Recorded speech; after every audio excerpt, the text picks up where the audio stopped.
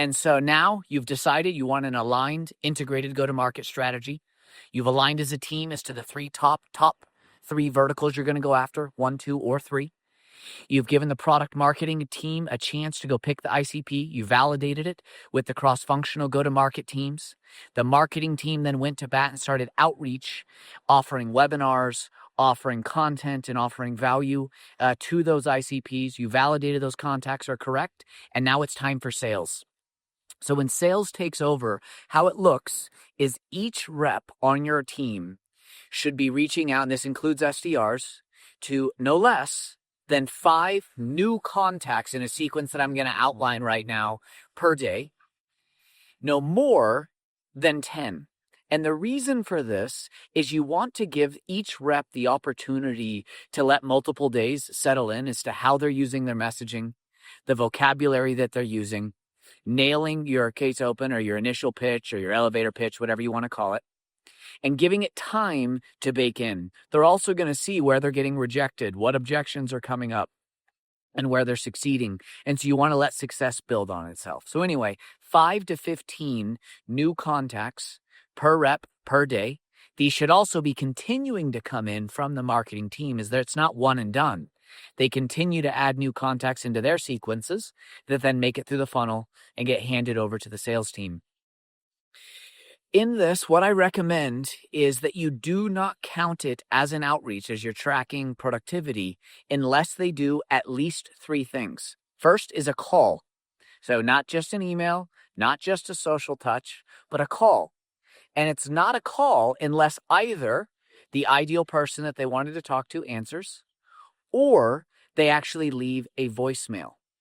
The reason why that matters is you don't want reps to ever have an incentive to just call and hang up. And believe it or not, there's some SDRs and AEs out there just to hit their metrics that will do that very thing. You want to know that they're leaving a voicemail or having a live conversation.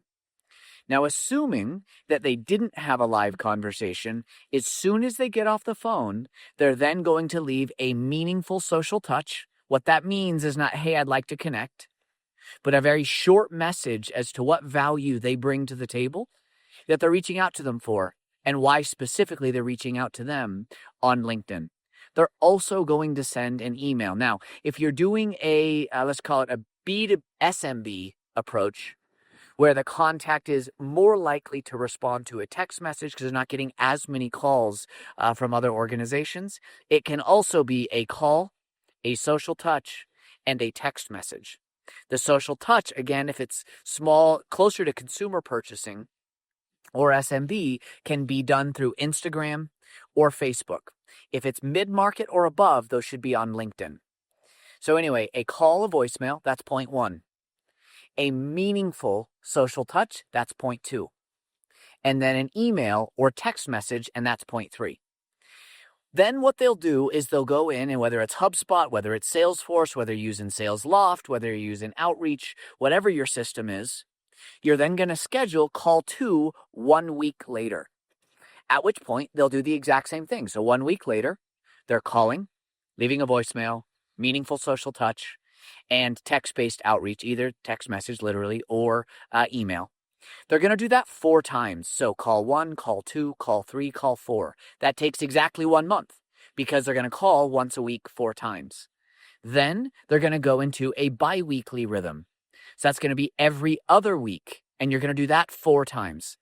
This part is nuanced but very, very important. And the reason why it matters is you want an entire quarter of outreach from the sales team plus a month of outreach from marketing. You've now gone 4 months in a row where that individual is regularly being touched, not more than once a week. That never happens.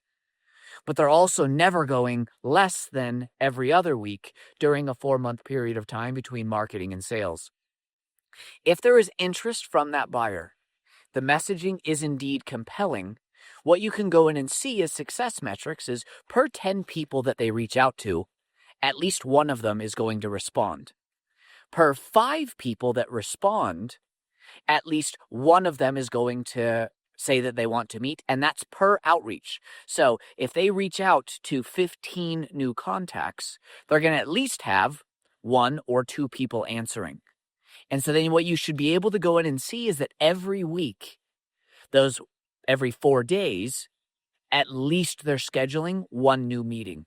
Now, that's on just the new contacts. Those second calls, third calls, final calls, those start compounding. It's another reason why you don't want to add more than 5 a day, is because those second calls come around again next week. So now you're doing 5 new ones. Everybody that didn't answer, you're also calling.